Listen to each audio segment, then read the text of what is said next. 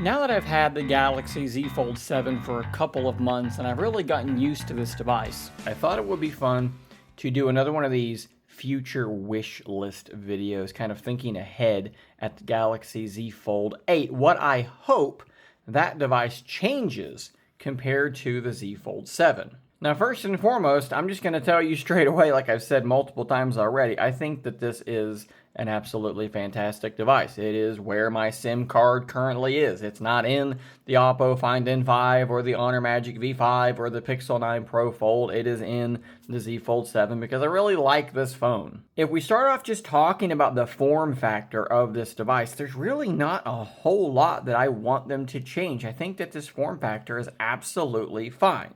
Now, of course, if I just have a magic wand and I can have Samsung do anything I want, I'm going to have them make a passport style device like the original Pixel Fold because I just really adore that form factor.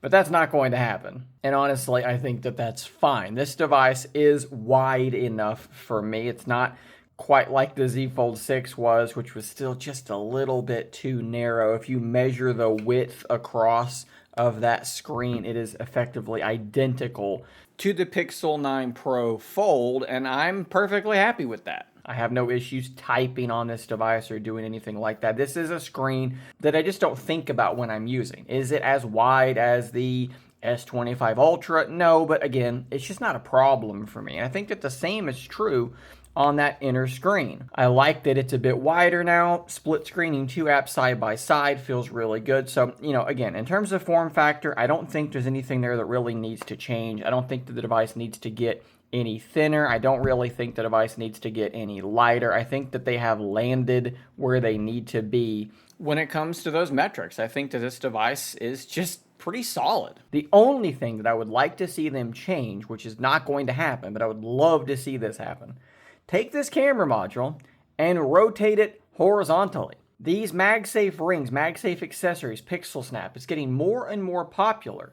And because of the positioning of that camera bump, you run into issues with this device. I had to very carefully position the ring on my device to allow me to be able to use battery banks like this one from Pitaka, but truthfully, it is slightly misaligned from that charging coil. And the result is it's a little bit less efficient than where it actually should be. But the problem is where it wants to be is up a little bit higher, and it ends up making the battery banks all kind of sit like that. You've seen this in several of my case reviews.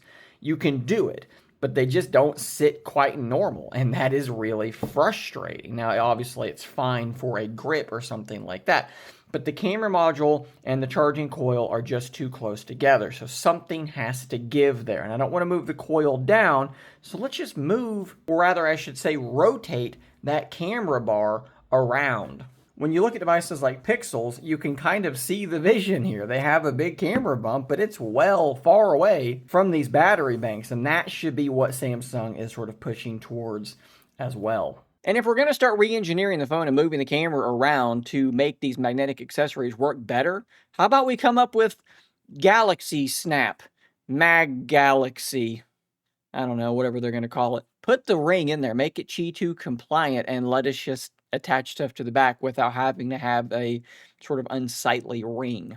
If we stick with talking about that camera module, there are some other changes I would like to see that go a bit deeper than the form factor. We do need at least one upgrade to these sensors. The primary sensor is the 200 megapixel sensor from the Ultra series phones, and it is absolutely fine. It's actually very, very good. I think that their processing could use a little bit of work. There's a little bit more grain that I would like to see, but in terms of that primary camera, it's really quite good. And I think that the ultra wide is really solid as well. No real problems there. I know some companies are using higher resolution ultra wides, but Samsung does use one with fairly large pixels. I'm not a big ultra wide user, and when I do use this one, I don't have a problem with it. I think that the shots look very good. My problem is with the telephoto camera. All right, this is a fairly low resolution and quite small 3x sensor.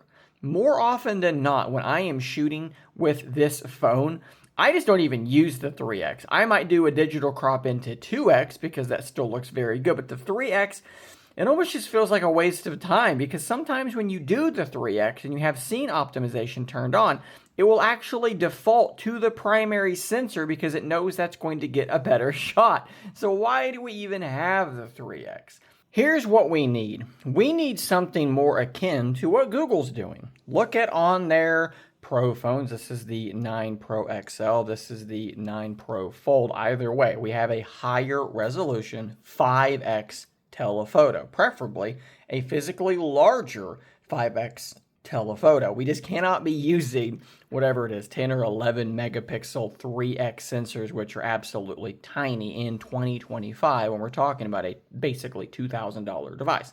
That's just not good enough. And again, Samsung knows that it's not good enough because a lot of the time it doesn't even use it when you're using 3x. Let's see if I can get this to happen here. So we're looking at my battery bank. And let's see if I cover up the bottom sensor. I'm covering up the bottom sensor. That is the sensor that is the telephoto. The middle sensor is the primary. So it's not even using it. So there we go. Now we're using that telephoto. And let's see if we can see it switch. Okay, I had to pull out, but it has now switched. We're going to cover up that telephoto and nothing's happening. You see what I mean? The next thing that I would love to see them change, and I'm sure that you guys are, you've been like yelling in the comment section throughout this entire video, it's the battery size. Now look, I'll straight up tell you guys, I don't really have a huge problem with the battery life on this device. I do use light processing mode, and with that on, I routinely get 5 or 6 hours of screen on time, which is all I really need out of a phone, and I'm going to bed with a little bit of battery still left over. That being said, we do live in a world where phones like the Find N5 exist, where phones like the Magic V5 exist, and Samsung is starting to, really fall behind these other phones when it comes to battery technology.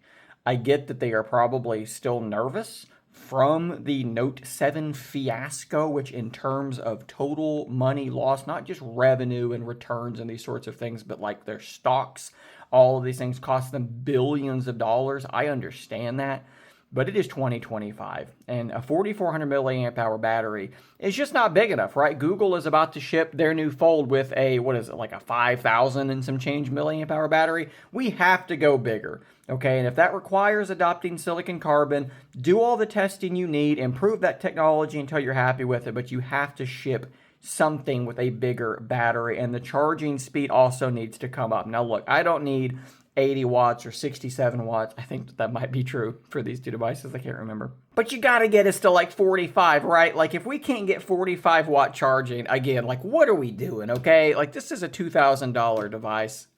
Even though I don't personally like suffer tremendously from the charging speed and battery size, it's too expensive to be, still sitting at 25 watts and 4,400 milliamp hours. We need to do better for the price. And the last thing I want Samsung to do with the Z Fold 8 can kind of be seen here in this post I made. I have been using a tempered glass screen protector on my Fold 7 since it came out, but I decided to try one of those anti-glare screen protectors that I have about 9 of from different cases directly from Samsung.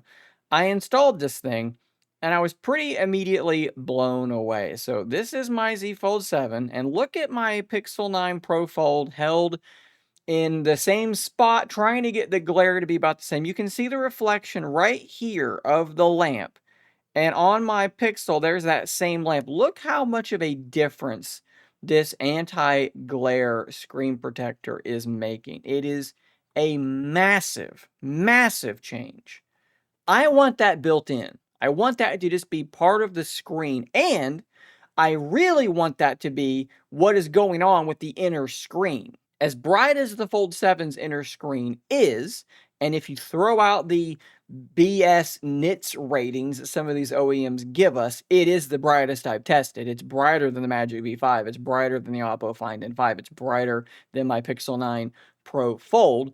The problem is it's also very, very reflective, so you kind of negate a little bit of that. So give us the S25 Ultra's anti-glare, anti-reflective cover screen, and make the screen protector that you use on the inner screen anti-reflective as well. That would be absolutely fantastic. Now, you may have noticed I don't have anything on my wish list when it comes to software, and that's not a coincidence. I spent some time thinking about what my wish list would be for software, but Samsung kind of has everything already. When I do this for Pixel Folds, and I'm like floating windows, a third app in split screen, we don't have any of that to wish for with these phones because we've already got it. And One UI 8.5, the leaks and rumors we're seeing, looks really good. So yeah, nothing on the software front for my wish list. So guys, that is my personal wish list. I know that many of you are probably saying, what about the S Pen? Well, the answer is I don't really care about the S Pen, so it's not on my wish list. It can be on your wish list, and you can share your wish list